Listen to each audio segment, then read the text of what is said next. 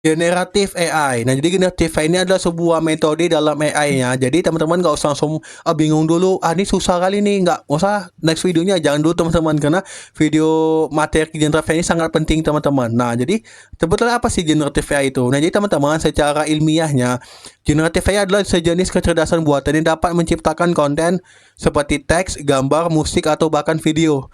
Nah, jadi generatif AI ini lah gampangnya sebuah metode gitu ya, di mana ini bisa menghasilkan sebuah audio, bisa menghasilkan sebuah gambar, image, bisa menghasilkan video dan bisa menghasilkan teks. Nah, jadi generatif itu dia bekerja dengan mempelajari pola terstruktur dari data yang ada. Nah, itu sudah saya jelasin teman-teman ya. Jadi namanya itu dia pasti mempelajari data yang sudah ada. Nah, jadi gampangnya generatif itu adalah sebuah metodenya saja, di mana itu bisa menghasilkan audio, suara, bisa menghasilkan gambar, bisa menghasilkan tulisan, bisa menghasilkan video.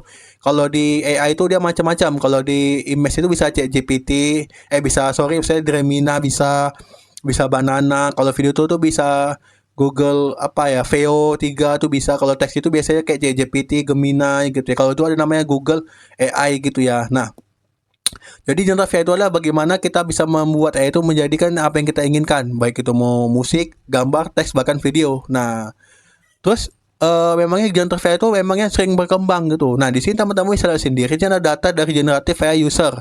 Nah, di sini datanya dari tahun 2026 sampai 2026.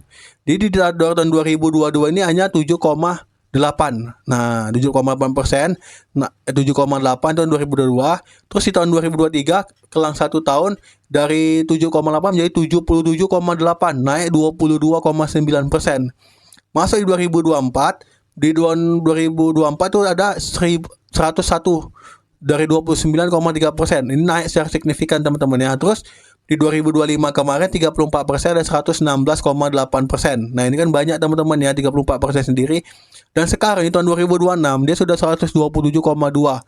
Artinya udah naik di 36,7%. Banyak teman-teman bisa bayangkan hanya kurang dari waktunya 5 tahun dari segini sampai menjadi seperti ini. Berarti kan ini kan sudah banyak digunakan, sudah banyak dikembangkan maksudnya. Nah, jadi ini jumlah pengguna generatif AI ya terus akan meningkat. Nah, di sana sejumlah industri sudah mulai mengadopsi penggunaan AI dalam operasional bisnis sehari-hari. Nah, jadi saya pernah menjelaskan teman-teman ya, kalau itu nggak akan menggantikan manusia, tapi AI akan menggantikan orang yang nggak bisa menggunakan AI. Teman-teman bisa lihat aja sini dia ada marketing and advertising. Ini biasanya bisnis agensi seperti bisnis saya ya, bisnis jasa yang menggunakan 37%. Nah, di bisnis ini mungkin kayak bagaimana membuat digital marketing penerapannya menggunakan AI gitu untuk mempermudahnya. Di teknologi teman-teman ada 35%. Teman-teman bisa tahu sendiri lah video yang sekarang tren kalau vibe coding. Langsung kita ngoding pakai AI, tinggal copy paste jalan. Nah, itu kan vibe coding. Itu biasanya di bidang teknologi, di bidang IT programmer khususnya di 35% penggunanya. Di consulting atau konsultan ada penggunanya 30% karena itu bisa menggunakan menjawab pertanyaan-pertanyaan kita. Itu pastinya bisa memudahkan kita. Nah, di teaching atau bidang pendidikan, nah itu ada 19,19%.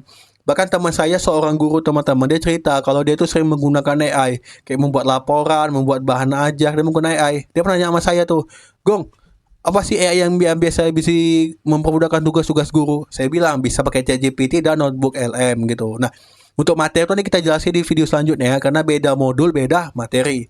Terus di bidang akunting atau akuntansi juga seperti itu, naik 16%. Jadi itu bisa membantu sampai sebanyak itu.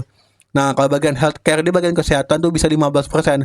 Saya dulu pernah ngeliat video teman-teman ya, itu video dikirim teman saya, kebetulan waktu saya kami belajar bahasa Jerman, dia bilang kalau dibilang kesehatan udah serba AI di Jerman sana. Nah, mungkin mudah-mudahan kita doakan aja Indonesia juga nanti menyusul seperti itu ya. Nah, jadi itulah teman-teman kenapa kita harus belajar generatif AI gitu ya. Jadi gampangnya generatif AI adalah sebuah metode, sebuah cara gitu bagaimana kita menggunakan AI tersebut. Bisa kita membuat suara, kita bisa membuat gambar, kita bisa buat video, kita buat teks, itu semua kembali kita. Oke?